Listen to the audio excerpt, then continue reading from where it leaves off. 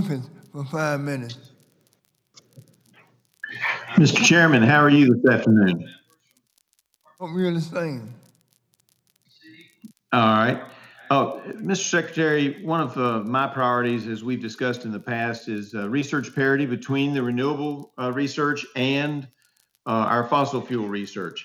And as we look at the many issues that we're discussing today, including resiliency and the reliability of our power system, as well as the global environmental well-being, it's critical that we continue to invest in the research and development for fossil fuels as well as renewables.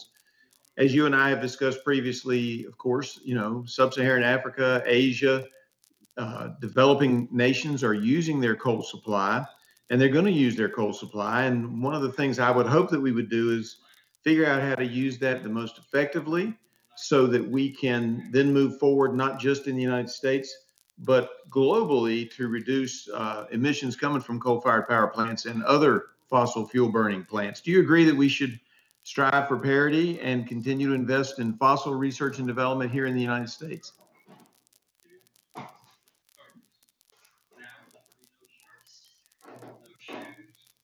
There we go. Can you hear me, sir? To answer your question, yes, I do. I think we need to continue our research and development areas like CCUS for the purposes of making coal not only more efficient but cleaner. Because as you point out, developing nations will continue to use this very important resource that they have all around the world. Our own EIA, the Energy Information Administration, projects that the use of fossil fuels will continue at very high levels well into the 2040s, perhaps even out as far as 2050. And if that's the case, then I think we have an obligation to develop the technologies that are necessary to use those fuels very, very, very cleanly. So things like CCUS, R&D work at the Department of Energy related to carbon capture and utilization, sequestration, are very, very important. And I think we should continue that work. And if it's, if it's the direction of Congress to increase that work, that type of work, which I would hope it would be, we would certainly welcome that opportunity. Well, and I appreciate that, and of course, I'm excited about some of the things that are happening here in my district, which is a coal producing and natural gas producing area.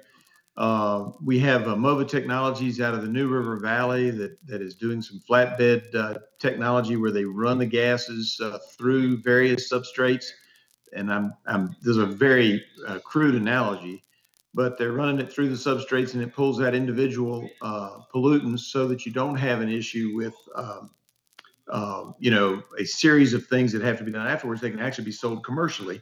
I also think that the chemical looping still has great promise. And then, anything that we can do to find additional uses for coal products as we move forward. Is there anything in particular that you've looked at that you find to be an interesting and exciting new technology? Yes, actually, I was just up in the western part of Pennsylvania visiting a coal facility there, and I saw technologies that, to me, were absolutely fascinating. Going back to your first question, though, on the use of coal, I want to point out that I think it's also important because we have enormous reserves here, and obviously your district is a big part of that in the United States.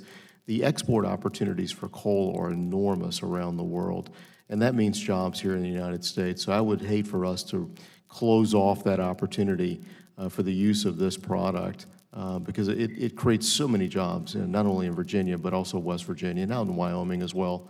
Many, many states produce coal. So my point is that let's continue the clean technologies that we need to make this product cleaner as we export it around the world.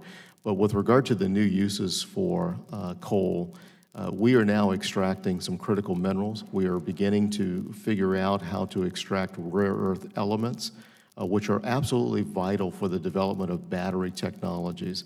So as we look to the future and perhaps see more and more use of renewable energies, and we try and reach that holy grail of grid-scale battery storage, it's going to be perhaps our knowledge and perhaps the research that we do today on coal that might allow us to break some of the supply chain restrictions and vulnerabilities that we're currently experiencing today. China, as you perhaps know, I think from our conversations, you well know this, is that China today owns about 80% of the rare earth element market. So we're incredibly dependent upon, as I pointed out earlier, an adversarial nation to the United States. If we can develop these products from coal, we've strengthened not only our energy security, but our national security as well.